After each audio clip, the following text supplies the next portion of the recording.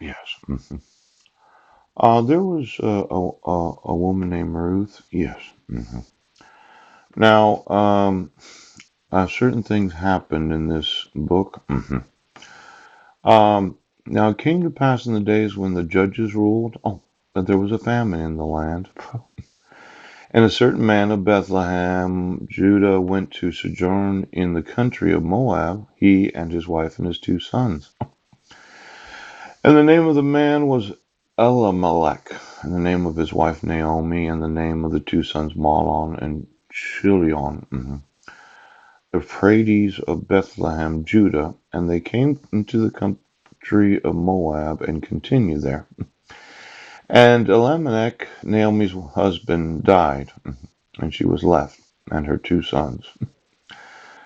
And they took them wives of the women of Moab, and the name of one was Orpah, and the name of the other was Ruth.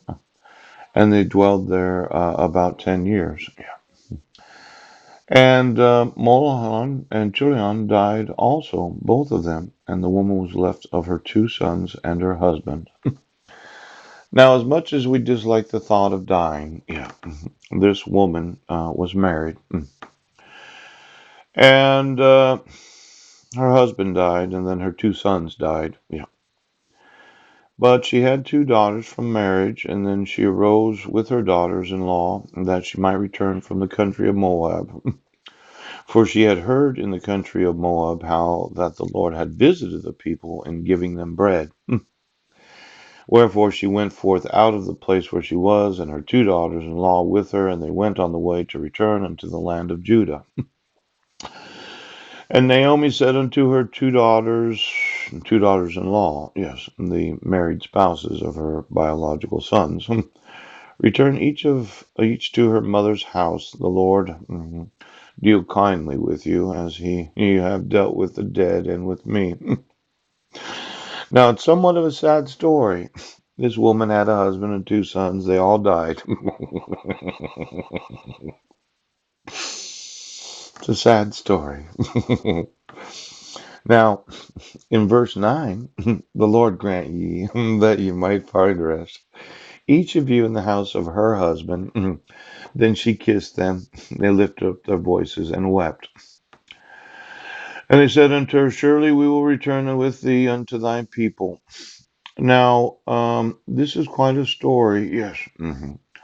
I'm too old to have a husband. If I should say I have hope, if I should say have a husband, as also tonight, should also bear sons. Now, this idea of husbanding, well, let's say there's a woman that I want to talk to. She's approximately 50. She may not be able to give me sons, but I'm going to need somebody to help me do some reprogramming. Now, for a lot of women, this thought,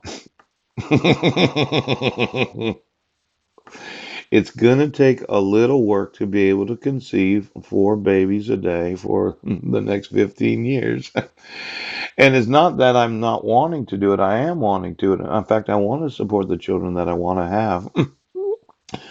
But I need that one special somebody that I could talk to about exactly what does she want to do for the next 70 years.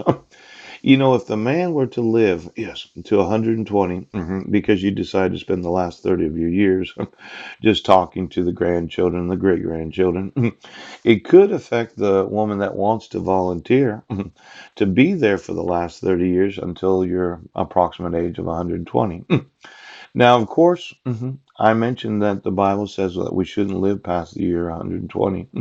I had planned on committing suicide when I'm 119 and 364 days old, but I might have to kill you if you.